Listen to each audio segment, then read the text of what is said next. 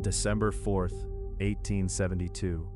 The British ship De Gratia spots a vessel drifting strangely in the mid-Atlantic, 400 miles east of the Azores. Her sails are torn. No one answers the hail. When the boarding party climbs aboard, they find the ship in working order, cargo untouched, food in the galley. But every single soul, the captain, his wife, his 2-year-old daughter, and 7 crewmen, is gone. The ship was the Mary Celeste. And what those sailors found that afternoon would become the most famous maritime mystery in history. A ghost ship, seaworthy and provisioned, sailing herself across the ocean, with no one aboard and no clear reason why. 1 month earlier, she had left New York for Genoa, Italy, carrying 1,700 barrels of industrial alcohol.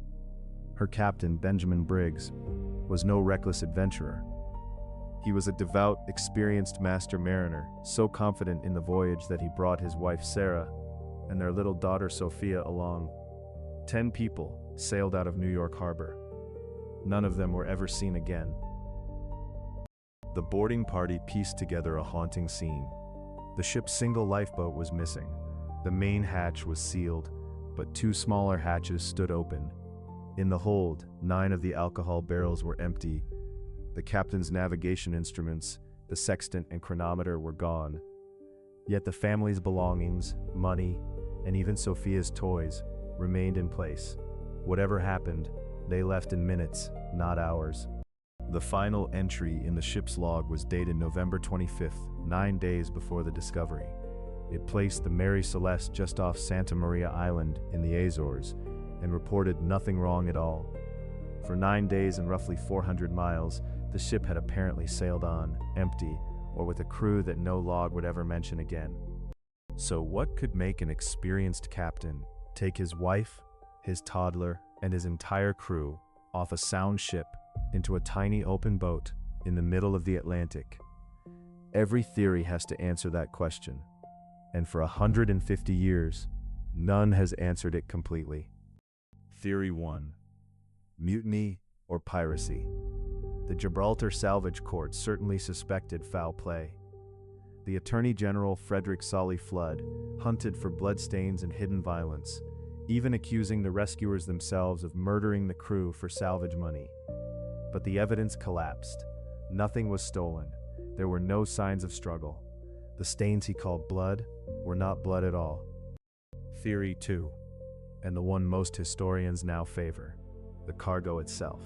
1,700 barrels of raw alcohol, 9 of them found empty, sailing through rough weather.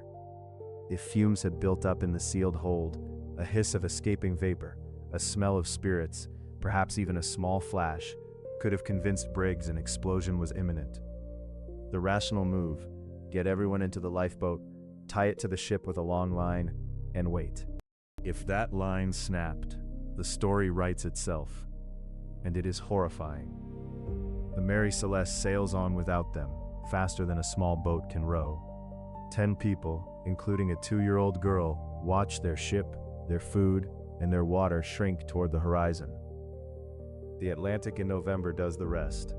No explosion ever came, the ship never burned, and that is precisely the cruelty of it.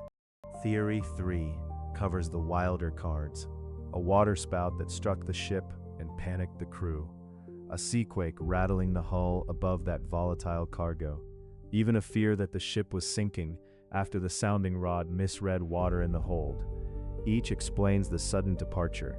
None can be proven, and the more exotic ideas, sea monsters, insurance conspiracies, the Bermuda Triangle, dissolve the moment you check the map. There is a strange coda. The Mary Celeste herself sailed on for 12 more years under new owners, trailed by her reputation like a curse. In 1885, her final captain deliberately wrecked her on a reef in Haiti for the insurance money. Even that went wrong. The ship refused to sink, the fraud was exposed, and the Mary Celeste ended her days rotting on the coral, a ghost to the very last. Arthur Conan Doyle, before Sherlock Holmes made him famous, wrote a sensational short story about the ship, inventing a survivor and a massacre.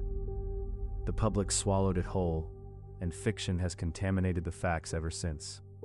Much of what people think they know about the Mary Celeste, meals still warm on the table, tea still steaming, comes from that story, not from the ship. The lifeboat was never found. No bodies ever washed ashore. No message in a bottle, no wreckage, no answer.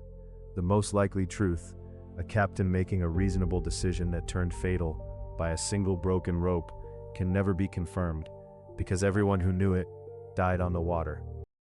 If you enjoyed this voyage into the unsolved past, subscribe for a new mystery every week.